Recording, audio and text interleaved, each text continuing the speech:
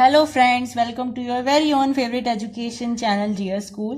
तो आज हम क्या पढ़ने वाले हैं? आज हम क्लास 10 बायोलॉजी का ब्रांड न्यू चैप्टर जिसका नाम है कंट्रोल एंड कोऑर्डिनेशन की शुरुआत करने वाले हैं। तो चलिए शुरू करते हैं। तो इस चैप्टर में हम पढ़ने क्या वाले हैं?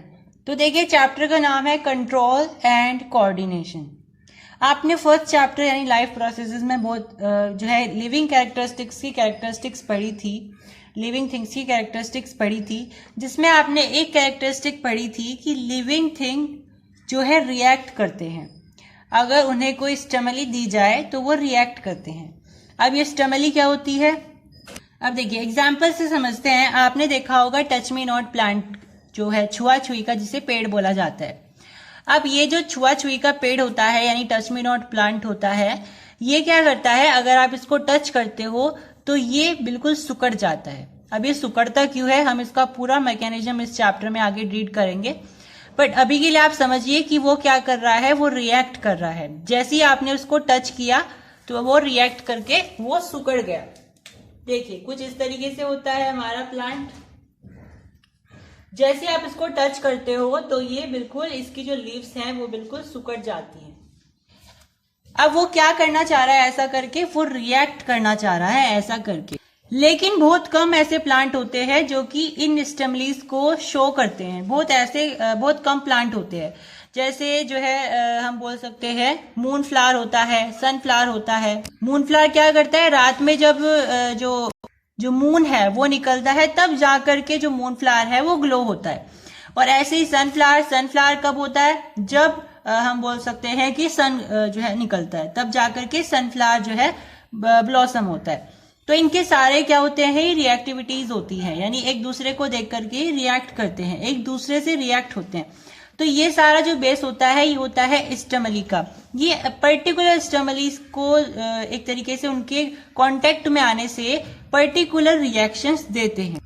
तो यहाँ पे जैसे ही हमने टच मी नॉट प्लांट को टच किया है, तो हमने जैसे इसको टच किया तो ये क्या है? ये स्टिमुली है। और उसने जो भी रिएक्शन दिखाई है वो क्या है? वो उसका रिएक्शन है। अब ये जो रिएक्शन होती है स्टिमुली देने के बाद, इसके दौरान एक प्रोसेस होता है। मतलब ऐसा नहीं होता है, हालांकि हमें एकदम अचानक से दिख जाता है कि जैसे ही आपने इसको टच किया तो थोड़ी देर बाद या इंस्टेंटली उसमें हम रिएक्शन देखने को मिल जाती है हमें टच मी नॉट प्लांट में। या अगर हम गर्म चाय में हाथ दे दे तो हम एकदम से अपना हाथ हटा लेते हैं, तो वो तो इंस्टेंट होता है बिल्कुल। तो ये जो प्रोसेस होता है कि हमने जैसे ही स्टिमुली को अपने कांटेक्ट में देखा और हमने एकदम से रिस्पॉन्ड कर दिया, इसके पीछे एक लंबा प्रोसेस चलता है और लंबे प्रोसेस को हम कोऑर्डिनेशन बोलते हैं। भाई, जैसे हम यहाँ पे एग्जाम्पल समझ सकते हैं कि आपके पास टच मी नॉट प्लांट है। मैंने जैसे ही उसको टच किया तो उसकी लीव्स क्या करती हैं? हालांकि इसका जो मैकेनिज्म है वो आगे डिटेल में रीड करने वाले हैं हम, लेकिन कोऑर्डिनेशन समझाने के लिए मैं आपको शॉर्ट में बता दूं कि जैसे ही हमने क्या किया, ये आपकी टच मी नॉट प्लांट की लीव है। आपने जैसे ही इसको टच किया तो ये क्या करेगा? ये अपने अंदर जितनी भी इसके अंदर वाटर क्वांटिटी है उसको रिलीज कर देगा। और ये वाटर क्वांटिटी जो रिलीज करेगा, ये इसकी लीव्स के बाहर बैठ जाती है। और जैसे ही इसके अंदर से वाटर क्वांटिटी निकलती है तो इसका जो सरफेस एरिया है, इसकी जो वॉल्यूम है वो कम हो जाती है, इसीलिए सुकड़ जाता है।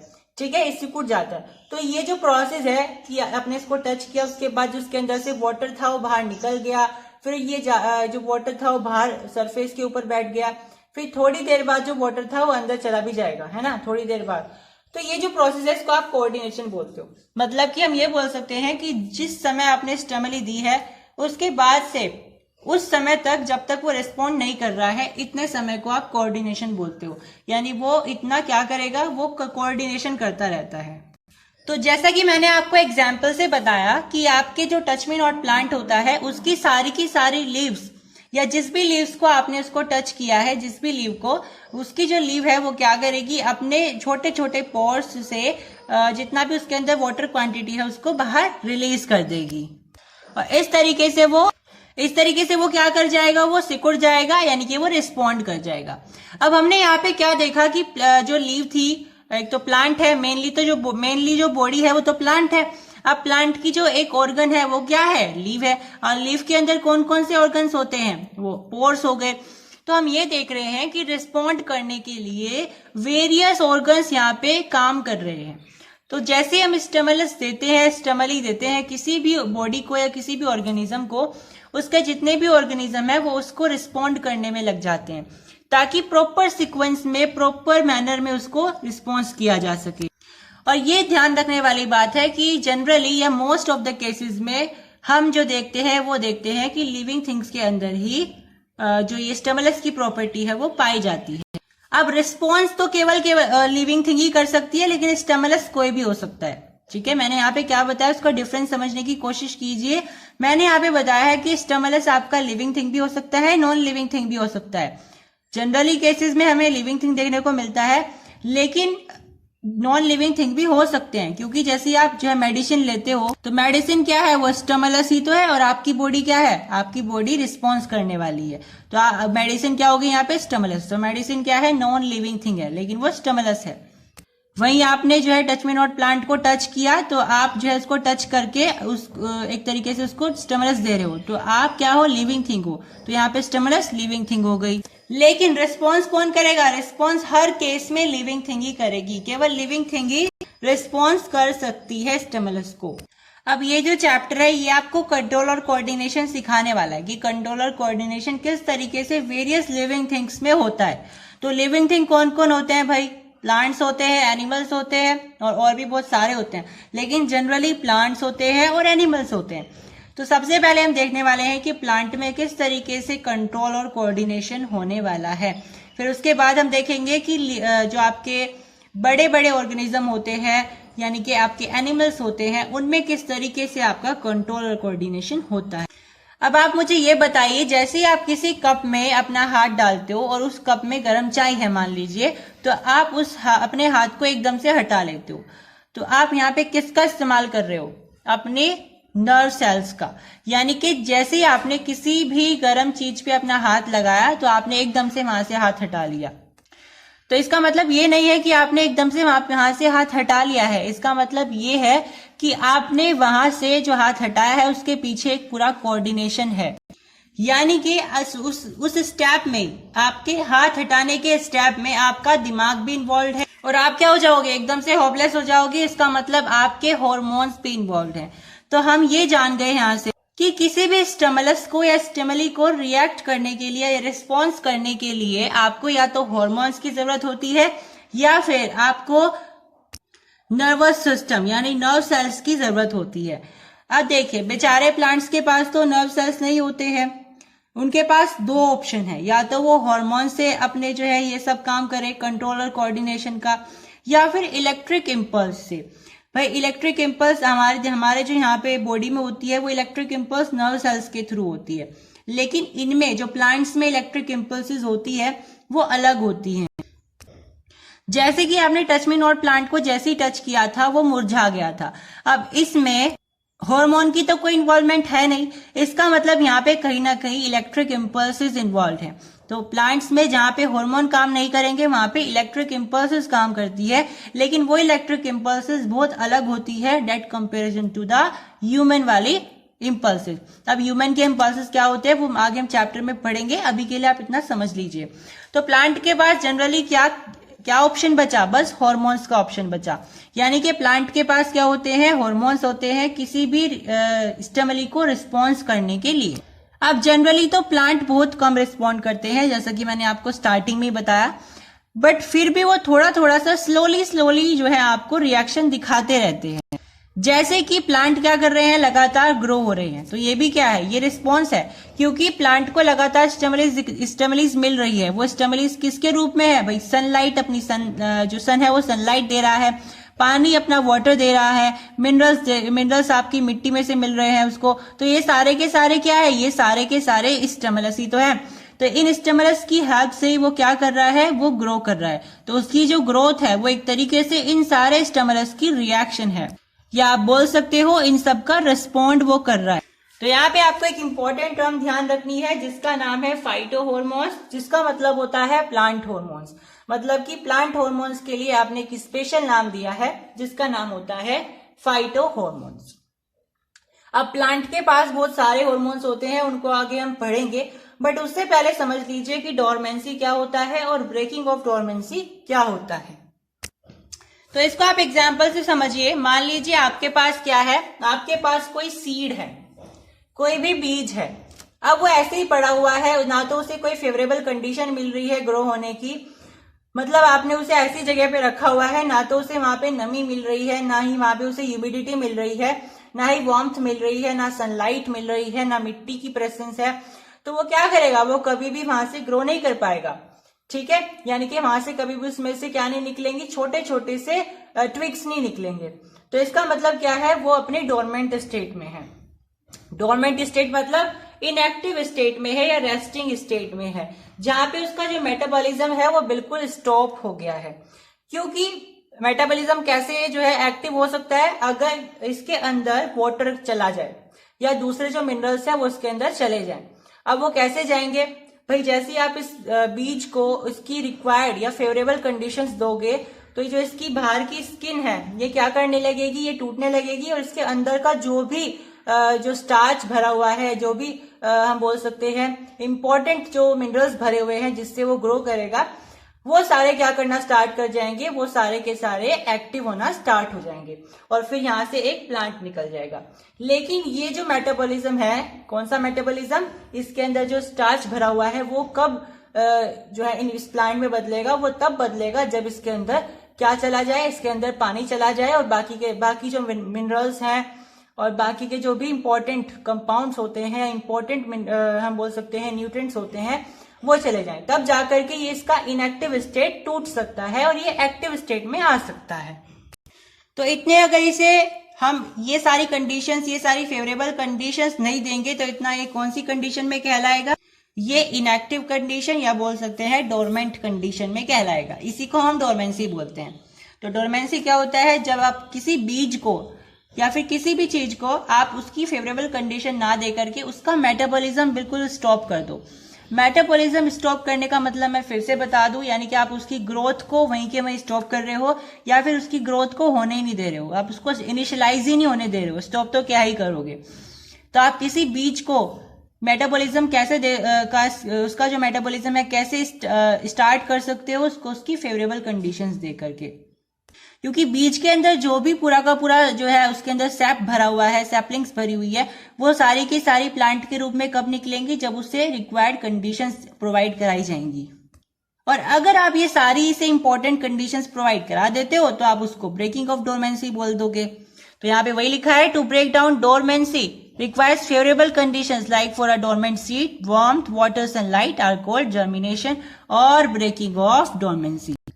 तो डोरमेंसी का ब्रेकिंग क्या होता है, जर्मिनेशन। जर्मिनेशन आपने बहुत बार पहले पढ़ा है।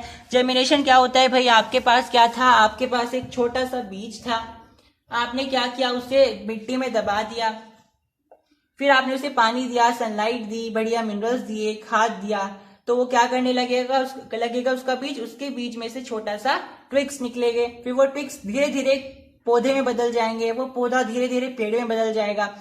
ठीक है, तो ये क्या होता है, एक तरीके से जर्मिनेशन का पूरा प्रोसेस होता है।